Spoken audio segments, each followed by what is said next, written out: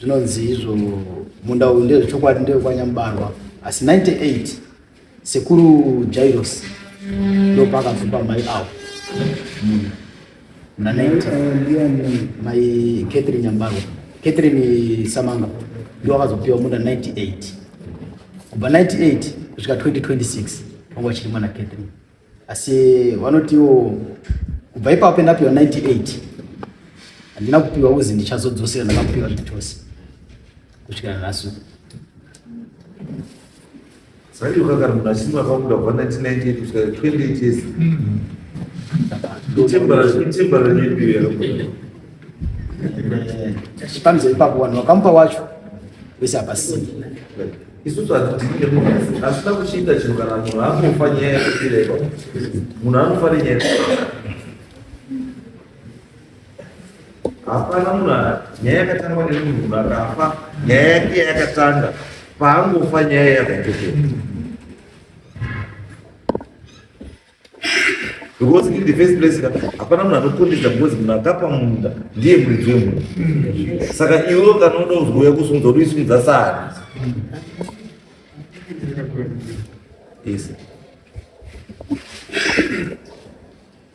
Sorry, Mambo. Pamashoko ezali kutaura ndikwanzwa.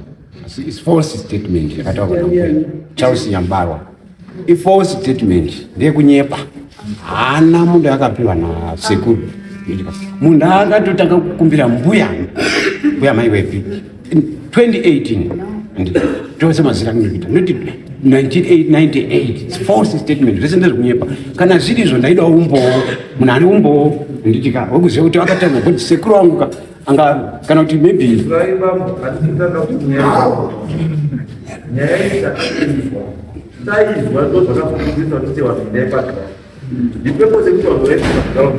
kuti vanhu vanoite first aid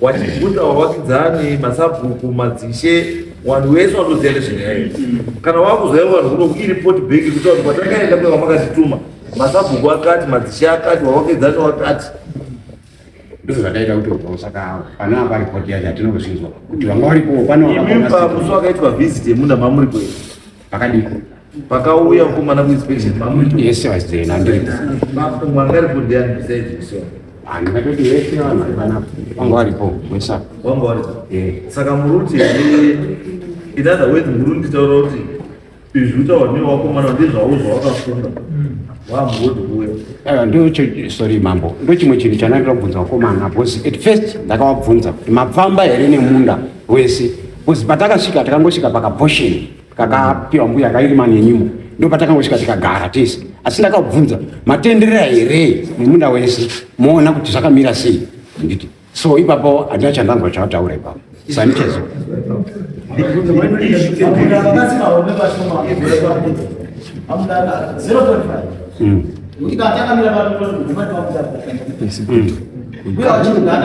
kumberuka akusiri kwangu ndekwa 0.5 or less than 0.5 more than cheaper. If 50 meters by 50 meters. Half way 50 If 50 meters by 50 meters. No, 0.5. 50 by 50 is 50. But it's 50 by 10. If I make a mistake.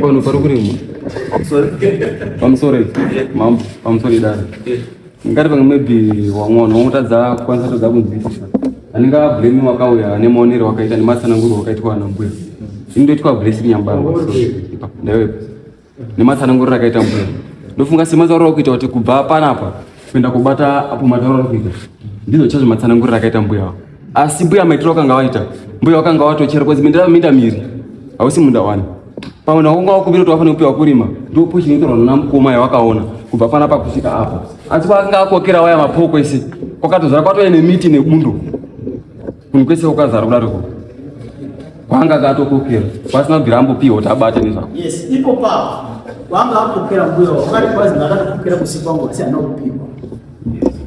Yes. Andina kupiwa wangu wena akokera pangu ndi apo pendiri mulima. Yes. Latini.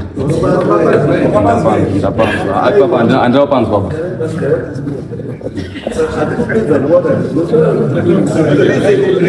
Kuenda panzvimbo kuenda koona nekubvisa zvinhu saka iyi 0.5 ibva ichiutaura siyai ndipa Catherine ngari nepa kumwe kwese ukuita zvamuita ande next